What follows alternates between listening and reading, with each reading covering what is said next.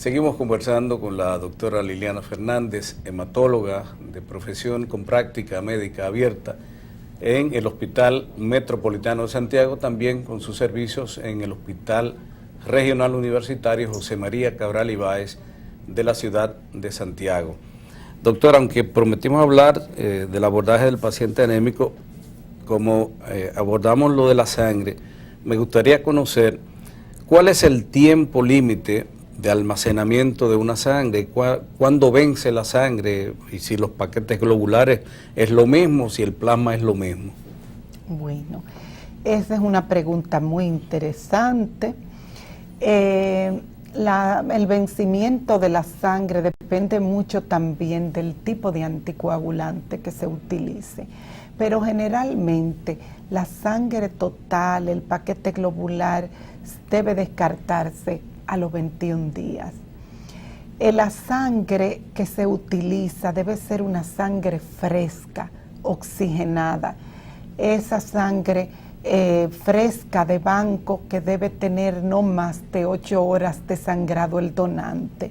También esto depende del tipo de patología que tenga el paciente.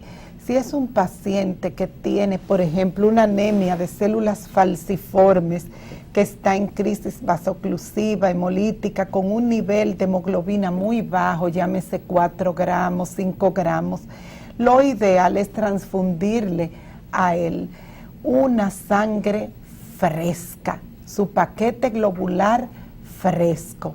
Eso quiere decir, vuelvo y repito, menos de 8 horas de sangrado el donante, porque a medida que va pasando el tiempo, va disminuyendo considerablemente la cantidad de un compuesto que se llama 2,3-difosfoglicerato, que está en la hemoglobina dentro del glóbulo rojo, que es lo que facilita que la hemoglobina le libere oxígeno a los tejidos, porque esa es la función de la hemoglobina, llevar oxígeno a los tejidos, captar el dióxido de carbono a través de la circulación por el pulmón, los capilares pulmonares, se realiza lo que se llama la hematosis, que es el organismo cede al exterior el dióxido de carbono y capta del aire del exterior el oxígeno que la hemoglobina va a distribuir.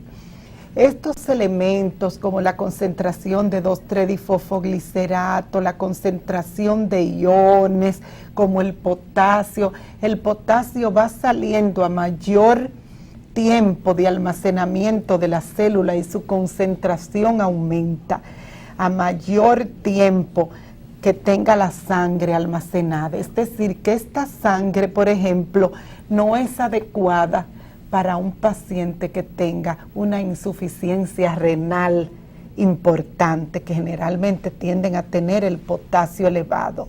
También aquí la sangre debe ser fresca. Solo en el caso de que sea una enfermedad crónica, una anemia crónica, de que el paciente en ese momento esté un poco descompensado, no aparezca su tipo de sangre, se haga difícil y sea importante transfundir ese paquete globular, quizás pudiéramos utilizar una sangre de 10 días o más de 10 días de almacenada. Las plaquetas, dependiendo también del sistema y los anticoagulantes empleados, generalmente duran 72 horas bajo un sistema de movimiento constante. Pero lo ideal es que una vez que el donante se le haya extraído ese concentrado de plaquetas, ese concentrado de plaquetas sea transfundido al paciente. En relación al plasma fresco, congelado, puede durar a una temperatura de menos 40 grados, almacenado 1 año y más. Y este plasma fresco congelado tiene la ventaja de que posee factores de coagulación. O sea que en una institución que usted tenga un hemofílico sangrando, que usted tenga una persona con con una hepatopatía crónica, donde haya sangrado secundario a déficit de factores de la coagulación que para su síntesis necesitan la vitamina K y entre otras patologías que pudiera tener ese enfermo que lo lleven a sangrar, y usted no tiene los elementos que le hacen falta y el paciente está en una situación comprometedora de su vida, usted puede recurrir al uso de plasma fresco congelado. El plasma fresco congelado no tiene glóbulos blancos, como sabemos, ni tiene elementos formes, otros elementos formes como son plaquetas, glóbulos rojos ni glóbulos blancos, como tampoco una sangre total que tenga más de 8 horas de donada va a tener factores de coagulación, ni las plaquetas, ni va a tener tampoco plaquetas, glóbulos blancos principalmente. Esos elementos formes no los va a tener. Entonces, en el caso de un paquete de glóbulos rojos, usted solamente va a aportar los glóbulos rojos con las ventajas que tiene el paquete globular. En el caso del plasma fresco congelado, factores de coagulación únicamente. En el caso de la sangre total, va a aportar volumen plasmático y va a aportar elementos formes. O sea que después de 8 horas, las plaquetas desaparecen. Ay, sí, en una sangre total. En una sangre total. No hay plaquetas que puedan... No hay ni plaquetas, no ni glóbulos blancos. Glóbulos blancos que puedan ser en una cantidad significativa como para que cumplan con un valor terapéutico. Como para que cumplan con un valor terapéutico. El paquete globular, como solamente son los glóbulos rojos y se le ha extraído el plasma, solamente aportan glóbulos rojos. No tienen otros elementos formes, no tienen proteínas, no tienen anticuerpos, no tienen albúmina, no tienen plaquetas, no tienen glóbulos rojos que han sido descartados cuando se le ha eliminado el plasma. Entonces, por eso es importante que no... O sea, el plasma es el portador de los glóbulos blancos y de las plaquetas que desaparecen 8 horas después de haberse extraído. Desaparecen en una concentración como para darle algún aporte terapéutico al paciente, porque la sangre es eso, está constituida por una parte sólida y una parte líquida. La parte sólida la constituyen los elementos formes, que son células, como son los glóbulos rojos, los glóbulos blancos y las plaquetas. Los glóbulos rojos, que su función principal, así expresada de una manera sencilla, que pueda ser entendida por el público que no es médico, ni es para un personal paramédico. Los glóbulos rojos son las células que transportan como si fueran un vehículo, un carrito, que llevan el oxígeno a todos los tejidos de la economía. Hay órganos que son muy dependientes de oxígeno, como es el corazón, el cerebro, los riñones. Los glóbulos blancos, que las personas le dicen corrientemente la defensa del organismo. Esa no es la única defensa del organismo, porque esa es la inmunidad celular. Ayuda a defender el organismo, células que ayudan a defender el organismo. Pero también hay una inmunidad que es humoral, que está dentro de la parte líquida también, que son los anticuerpos. Esa es la función de los glóbulos blancos. La función de las plaquetas es la coagulación de la sangre, porque lo que inicia el proceso de la coagulación es la adhesión de las plaquetas hacia el vaso sanguíneo que ha sido lesionado generalmente por una solución de continuidad, como es una herida. Ellas se adhieren al subendotelio de ese vaso expuesto. Después se agregan, liberan una serie de elementos como el ATP, el ADP y algunas enzimas que son importantes para la activación de los factores de coagulación que van circulando en la sangre.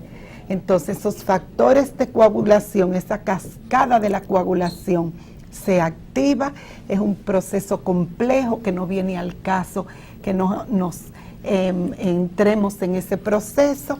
Esos factores de coagulación se pegan a las plaquetas y el elemento principal, la sustancia final y el objetivo principal de que se active esa cascada de esos factores de coagulación que son simógenos endógenos, el objetivo es producir la fibrina.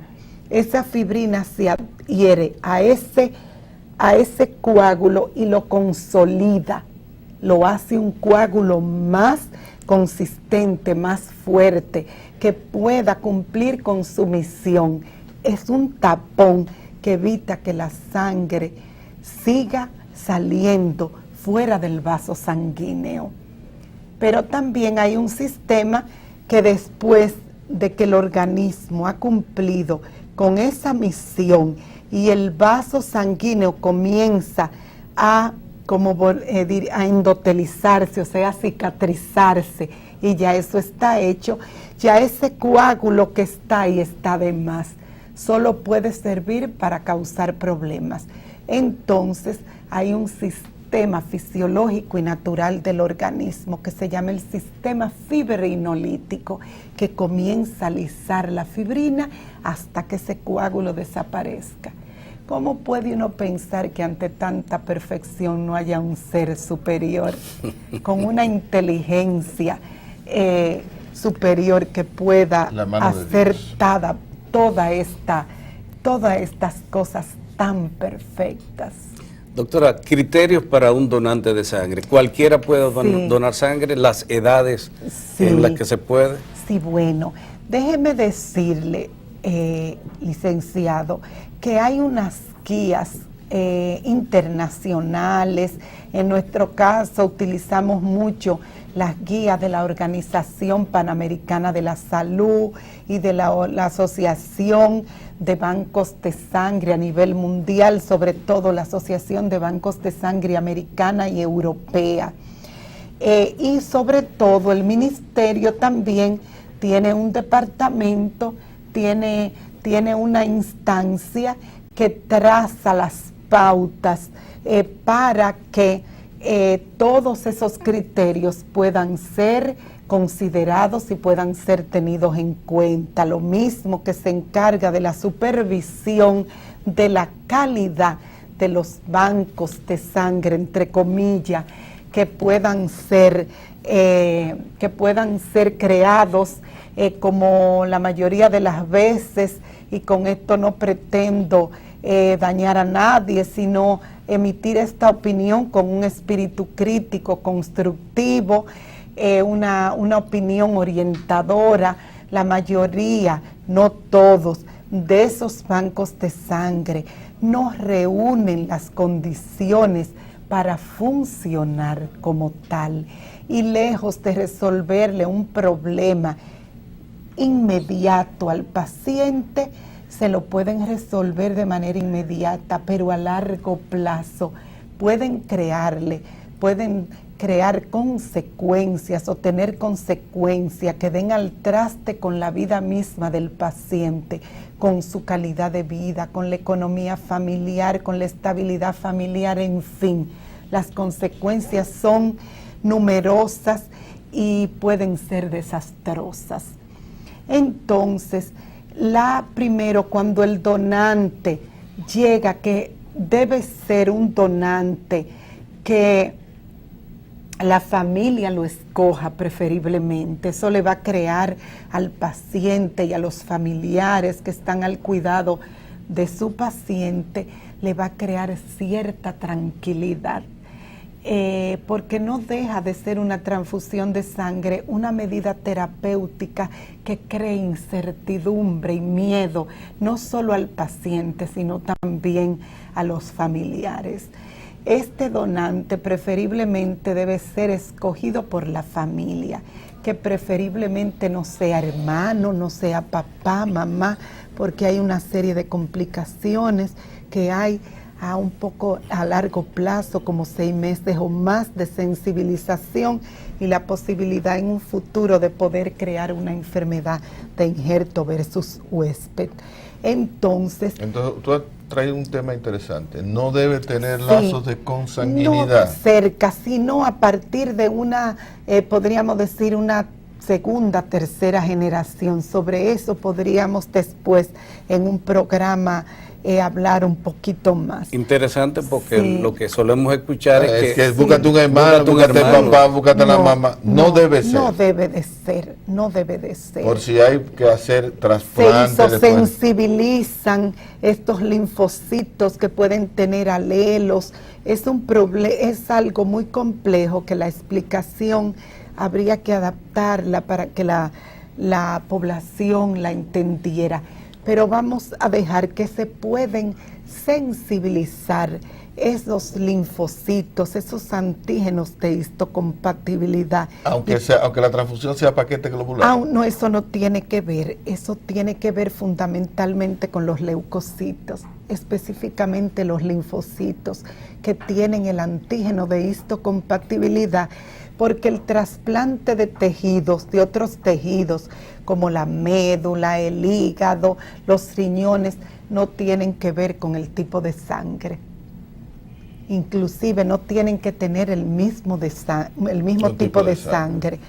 Se llama ese elemento principal, la tipificación del antígeno de histocompatibilidad leucocitario, que se llama HLA, que no se determina en cualquier laboratorio clínico, generalmente lo determina un laboratorio de patología molecular, un laboratorio especializado, laboratorio que hagan pruebas genéticas, etcétera. Una vez que se tiene ese donante, debe someterse al escrutinio del banco de sangre de la institución, a un cuestionario donde se le pregunta la edad del paciente, que usualmente debe ser de más de 18 años. Cada vez más los reglamentos internacionales van alargando el tiempo de edad, prolongándola. Un donante de 60 años que no tiene ningún compromiso cardiovascular, que tiene un hemograma normal, si reúne las condiciones para ello, puede ser un donante. Lo mismo la mujer, que debe de no estar embarazada, debe no estar lactando. Esos donantes deben tener un peso adecuado para su edad, para su talla. Deben ser donantes que no hayan ingerido sustancias tóxicas unos días previos, que no hayan tomado alcohol recientemente, el día antes, que no tengan ningún proceso viral que pueda ser transmitido al receptor. Con respecto, si son hepatitis ya confirmadas desde el punto de vista biológico, se rechazan. Lo mismo si es un paciente que tiene una infección una infección por HIV, deben ser desechados, lo mismo que si tienen o son portadores del virus de la leucemia de células T humana, que es el HTLV1, que no todos los laboratorios lo realizan. Pero también, entre otras opciones, la presencia de diabetes, enfermedad cardiovascular, que puedan durante la extracción de esa sangre descompensar. Ahí el doctor Lora, que es un eminente cardiólogo, podría corregirme, que pudieran descompensar ese paciente desde el punto de vista hemodinámico, cardiovascular. Pero hay muchas cábalas, porque ya en estos reglamentos se consta, se hace ver que un paciente, aunque tenga contacto con un paciente, no a través sanguíneo, sino puede ser a través de relaciones íntimas, este paciente, con un paciente que tenga una hepatitis B o C u otras, si ese paciente se chequea todavía al año y no tiene este tipo de enfermedad evaluado con el core y otras pruebas específicas y más sensibles, ese paciente puede ser un donante. Lo mismo que un paciente que tenga un tatuaje que se haya hecho 6 meses antes del tatuaje. Cuando se estudie, si reúne las condiciones, ese paciente puede ser un donante. 6 meses, 1 año. Y así hay un sinnúmero de pacientes que se descartan, de donantes que se descartan, siendo la sangre un producto escaso, siendo la sangre una medida terapéutica que, aunque si bien la mejor transfusión es la que no se hace, en un momento dado una transfusión puede ser salvadora de vidas. Bien, doctora, muchas gracias. Agradecemos la forma didáctica que usted ha tenido con nosotros y con nuestro público. La doctora Liliana Fernández, hematóloga, ha sido nuestra invitada aquí en Salud en Buena Forma. Muy buenos días.